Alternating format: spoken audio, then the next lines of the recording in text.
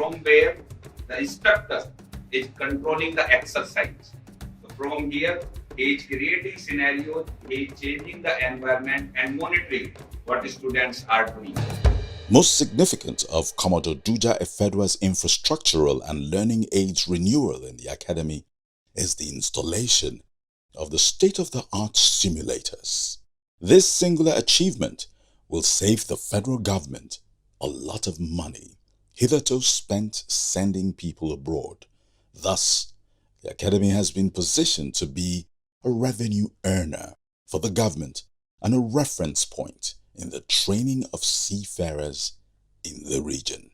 We have the full mission bridge simulator now, we have the full mission engine room, and we have the multifunctional classroom. Now the multifunctional classroom, it's the latest now, is the latest in the world of simulation, because there are 8 simulators embedded in one. The collaborations between ARI and Maritime Academy of Nigeria has been with respect to academics, delivery of simulators, and this is the first step towards a long-term relationship. The simulators which has been delivered to Academy are state-of-the-art, advanced, which includes a full mission SMS bridge where we are right now. Then they have advanced DP simulator. Then they have a full mission engine room simulator and high voltage simulator. Then they have a multifunctional classroom where they have a wide range of simulators such as radar and ECDIS, navigation simulator, GMDSS, DP simulator, as well as engine room including high voltage simulator. So that covers a wide range for the Maritime Academy. Now talking about capacity building, we have trained all those that will maintain these simulators, and with or without the companies that manufactured, our people can run them. For example, our people couple them here by themselves under the supervision of the Indians. We will continue training and retraining until we get it right. The trainers had been to India. They went over for 1 month of training there on different equipments. So that was the equipment part of training onto the same simulators. So they are well trained.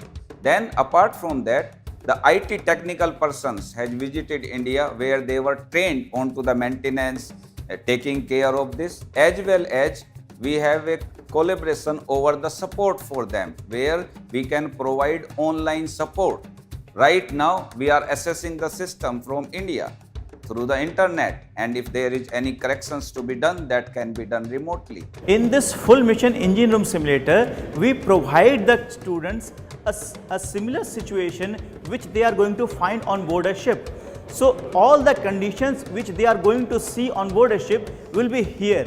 And the best thing of the simulators is that they can do the experiments, they can change different scenarios, different parameters, and see their effect on board on the machineries, which will help them in learning, so that here they don't cause any machinery damage or no danger to humans. Here it's just a changing parameters and they learn the effects what it's going to cause on the machineries. Most of the trainings they normally go and do abroad cannot be done here. For example, if you go for simulation awareness course in Dubai or any other place, between $1,500 and $2,000 per person.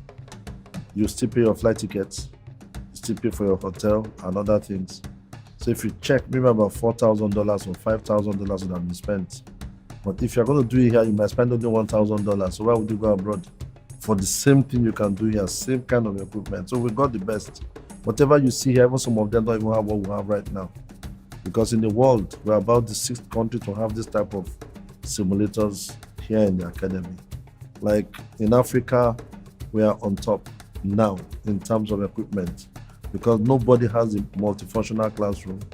And Mauritania just bought a full mission bridge and full mission engine room simulators, but they are smaller versions of what we have. So we didn't want to go for that small one. Let's go for the real thing so that here will be more attractive to generate revenue for us. The international world, the maritime world will know that yes, there's something here in Nigeria.